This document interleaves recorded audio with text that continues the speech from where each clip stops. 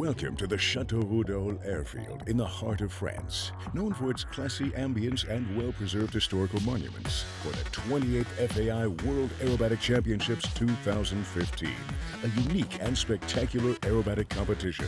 The 6 pilots in the world, coming from 18 different countries, will compete over 9 days for the most prestigious of all aerobatic titles. The competition attracts the crème de la crème of pilots from around the world, and its title, Unlimited Category, says it all. The astonishing flying skills of these elite sky athletes will amaze you. So get ready and fasten your seatbelt for an action-packed and adrenaline-filled display of extreme flying.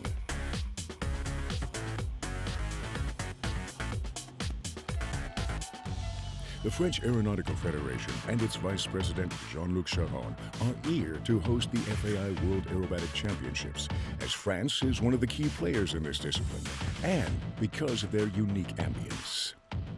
What's especially nice in the championships is the spirit of the pilots. They're really friendly to each other. When they fly their planes, they fly really hard, but on the ground there's a very nice atmosphere. It's the same in all international competitions. But here on the ground, there's a mixture of things that is especially nice. You have an American camp, which makes sense here at Châteauroux, because this airport was actually the biggest American airbase outside of the United States during the Cold War. You have airplanes that people are allowed to sit in with the help of a pilot. You have booths from the French Army and the Air Force, so this is a mix of things that makes it very interesting for the visitors. During the last World Championships in Texas in 2013, France won 4 titles, individual, team, male, and female. But this year, the French team is partially renewed, as François Levotte, the French reigning world champion, is not participating in this year's competition. It will be up to the rest of the team, like Michael Brajot, Alexandre Orlovsky, and Olivier Massorel, the French 2015 champion, to fight for victory. The French team can expect very stiff competition from the very experienced Russian team, composed of many aerobatic world champions, as well as from the American team that finished second in Texas and surely wants to take revenge.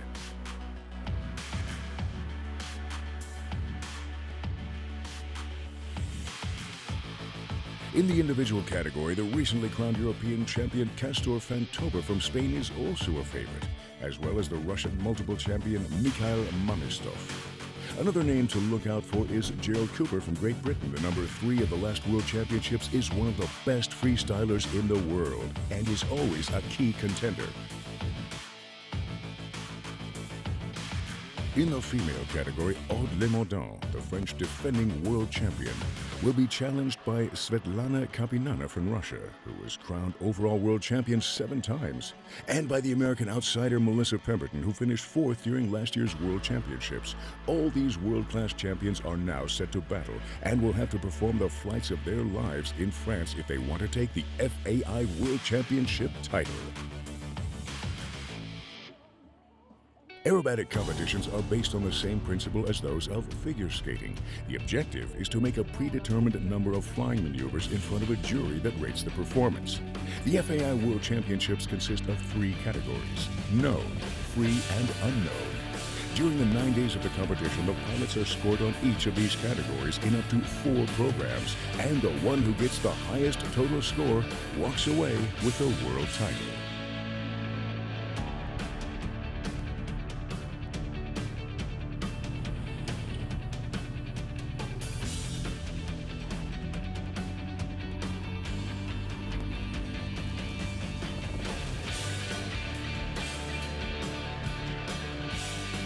But first, let's have a look at how these top pilots began their thrilling sports careers with Aude Lemondin, the reigning female world champion.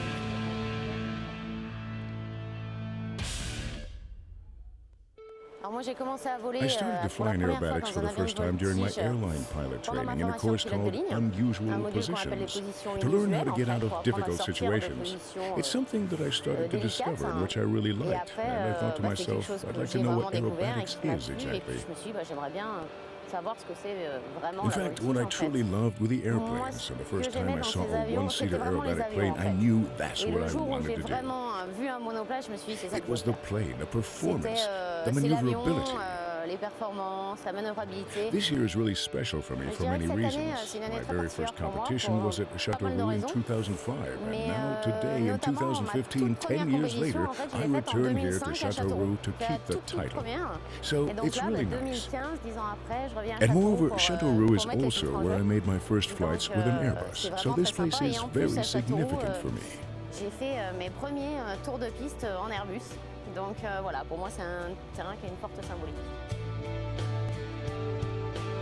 All eyes are on Castor Fantova, 49, the reigning European champion from Spain.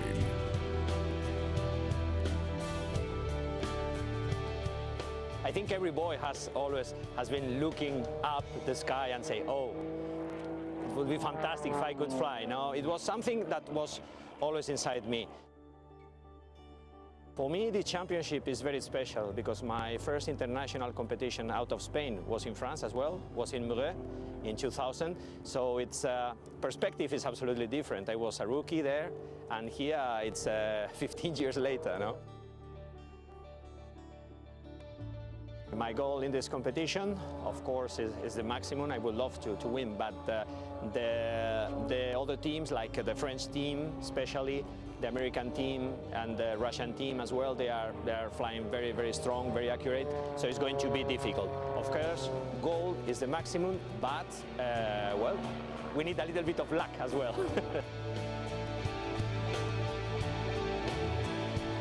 31-year-old Melissa Pemberton from the USA is a rising star in the world of aerobatics and will be challenging the champion, Aude Lemodon. Pretty unique introduction into aviation. My grandmother is a pilot, and I grew up flying with her. She had a Cessna 150 Aerobat that you can do basic aerobatics in, so I did my first aerobatics as a child with my grandmother. My grandpa ended up teaching me how to fly, and while in school I continued in competition aerobatics. I got introduced into the air show world, and I mean, 11 years later, that's still what I'm doing. So I guess I just got the bug for aerobatics. I came fourth place 2 years ago in the United States, so I would love to podium. Of course, we always want to strive for gold, but you know, there's some good competition, a lot of very good ladies out there, so it should be a fun contest. Francis Barros from Brazil will be flying in Châteauroux in his splendid Extra 330 SC. I was really lucky when I was a kid, when I was a child, to have an air club around, and fortunately I found very good pilots, and I was able to see an aerobatic airplane flying. So this inspired me, and I think more or less what everybody is doing here is try to reach a perfection in the state of art of flying and inspire. To be the only Brazilian in this contest has good things and bad things involved. The good thing is that I am very proud to be here representing my country, but on the other hand, it's really bad because I cannot grow up as a team as some others can. But I try always in my life to be very optimistic, and the good thing is that I'm making friends. So I think more or less we are in the same family. We are not a lot of pilots that reach this level of skills and technique, so I am making friends, and that's really good. And there's no way how to describe how good it is to do something that you just love.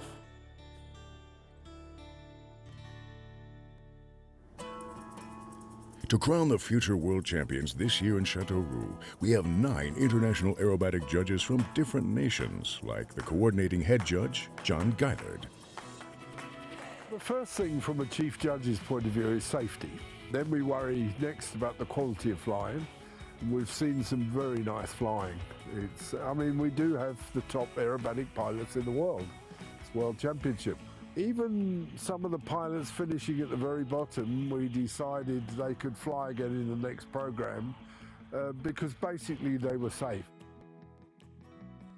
It's obvious that the constant attention required of the judges to follow a program needs assistance. A judge can't watch the program, watch the planes, and score the performances at the same time. So he needs an assistant who will tell him the figures to come, so that a judge can keep his eyes focused on the plane and doesn't have to look at the program sheet.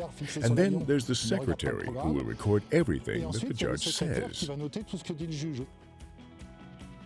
Trick of a really good pilot, even in high wind, is to keep the sequence within the box and not go out. The performance zone, the box, is a kilometre cube, and it's displaced 120 metres above ground level. And every time the pilot leaves the box, we have confirmation individually, and this really, as they say, sorts out the men from the boys.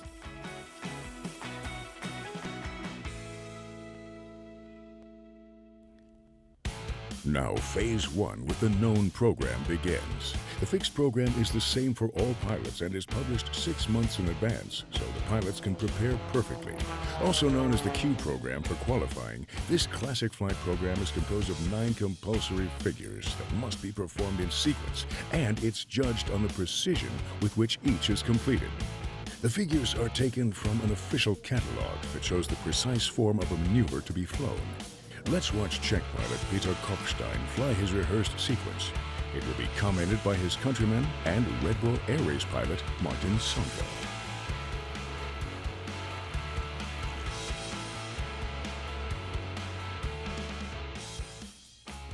It's the very first flight of the whole competition, and he starts with his first figure, hammerhead, and now going to be 3/4 negative.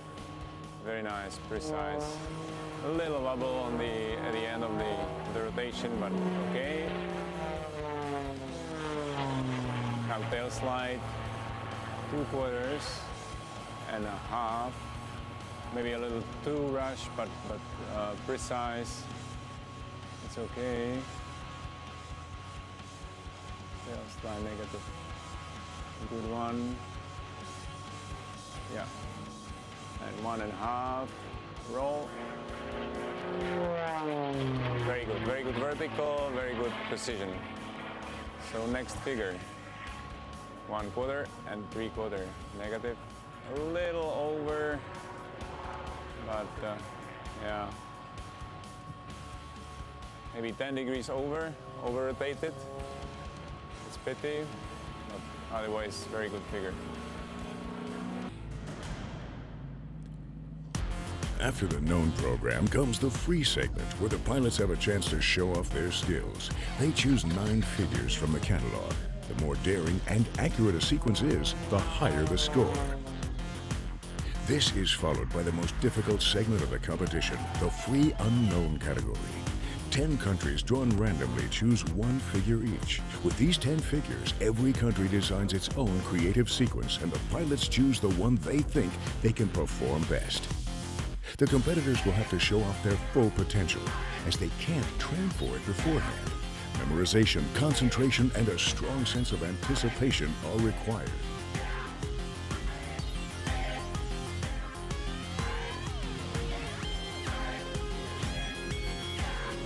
And next to anticipation, physical preparation is very important. The flying, if you think of it, it's quite an aggressive workout. So you need to warm up before you get into it, or you can cause injury, you know, your shoulders, your neck. So I try to just do anything to stretch out, warm up my body. I like to get myself upside down, get that blood rushing to my head before I do that first hard negative G. So really just anything to get my body ready before this airplane throws me around. Not only the mental and physical preparation are important here, but also the perfect control of all facets of the aircraft's engine. But what are the big differences between an aerobatic airplane and an airliner? The difference between an airliner and an aerobatic aircraft is the power-to-weight ratio. Aerobatic aircraft are often very light and very powerful in order to deliver extraordinary performances. Another difference is solidity. These airplanes are certified to withstand enormous acceleration. A standard airliner is only certified up to 2.4 G. That is to say, it can withstand up to 2.4 times its own weight. In comparison, these aircraft are certified to more than 10 G. Modern materials are used here. Carbon is increasingly replacing what was used before, namely wood. Most fuselages are made of metal, a tubular chassis with a carbon wing and carbon flight controls. There are some airplanes here that are made completely of carbon. For example, the SBARs, a German design, are completely carbon. In comparison, the German extras are made with a metal tubular fuselage and carbon wings. Les extras allemands sont fuselage tubulaire métallique et carbone. The difference with this aircraft is that it's a Russian Sukhoi. Therefore, it has a very military design with military technology. It's heavier, weighing more than 700 kilograms, but it compensates this difference by more motor power, obviously. Those machines over there have 315 horsepower with a weight of around 600 kilos. They have a maximum speed of 405 kilometers per hour, and they stand up to 10 Gs of acceleration. The rotational speed in a roll, that is to say, the speed in a roll axis, like that in this sense, is 400 degrees per second. The aircraft needs less than a second to make a full 360-degree roll. You can imagine how quickly these machines react. So the pilots present their flights to a jury. They are judged on geometric criteria. So in order to know their position relative to the horizon, they use a triangle set on the wing, on which you can see 45 degrees up, 45 degrees down, upright and inverted lines, as well as vertically and horizontally, and all the other remarkable angles needed. And they use it in a position relative to the horizon to determine their actual position. La verticalité et l'horizontalité. Tous les angles remarquables sont sur ce triangle. Et ils utilisent ça positionné par rapport à l'horizon pour savoir où ils en sont.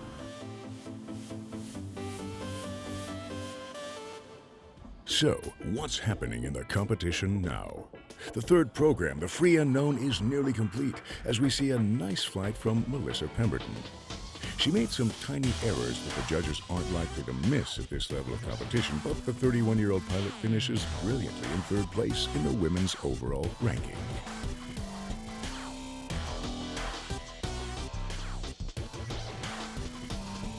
Svetlana Kapanina completed her first two programs very successfully. She begins her flight on her Sukhoi with 3 wing rocks, which means she's starting her Free Unknown sequence with 1/4 roll 90 degrees up line, followed by a 3/4 roll combined with a beautiful spin roll. Very accurate and precise. With this performance, she holds on to her second place on the podium.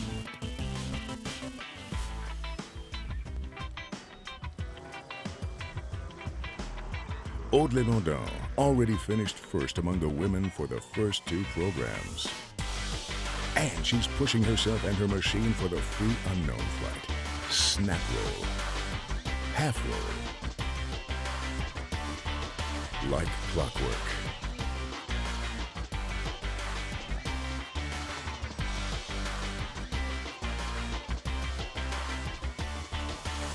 With this outstanding performance, look at this perfect spin roll. She's keeping her first place on the podium for the overall women's ranking.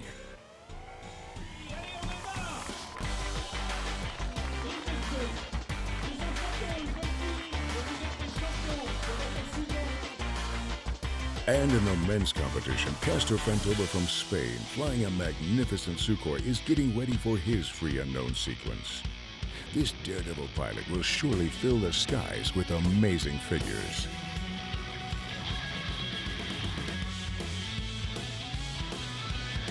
"90 degrees down line with 2 half rolls, very accurate. In this thrilling portion, Fantoba is closing the gap from the first places on the podium. He now ends up in 3rd place in the men's overall ranking.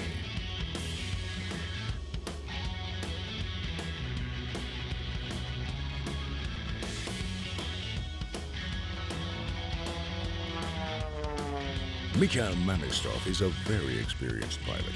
He participated in his first international competition nearly 20 years ago, and look at his amazing maneuvers in this brand new Extra 330.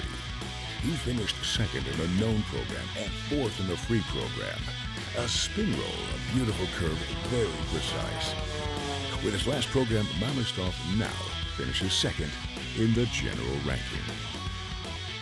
Up to now, Captain Alexandre Orlovsky, flying one of the French Air Force's Extra 330 SCs, has been far ahead in the rankings. He ended up first in the known program and in the free program. His precision looks effortless.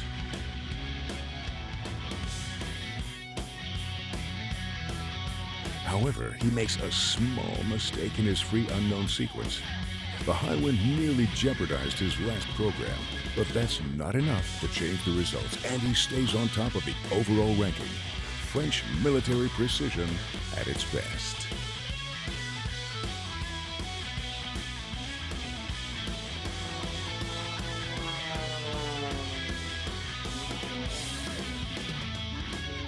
And now it's time for the podium. Congratulations to our winners in the women's division, American Melissa Pemberton and Russian Svetlana Kapinana, for their very competitive performances. It was a very intense competition, and it was really well organized for the pilots, especially the preparation of the sequences. Everything was very fast, very well organized. Audemondon repeats as overall world champion. These championships were outstanding. The results are great, of course, and I'm grateful to have experienced that. But on top of that, we had such great support. This is the biggest crowd we've ever had, and it was extraordinary to see how much it encouraged us. And here are the results of the FAI World Aerobatic Championships in the women's competition.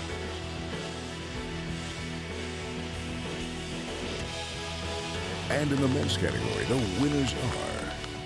The winners, Alex and Misha, have had the same bad conditions as me and the other competitors, and they have flown very, very well. So, in fact, yes, happy.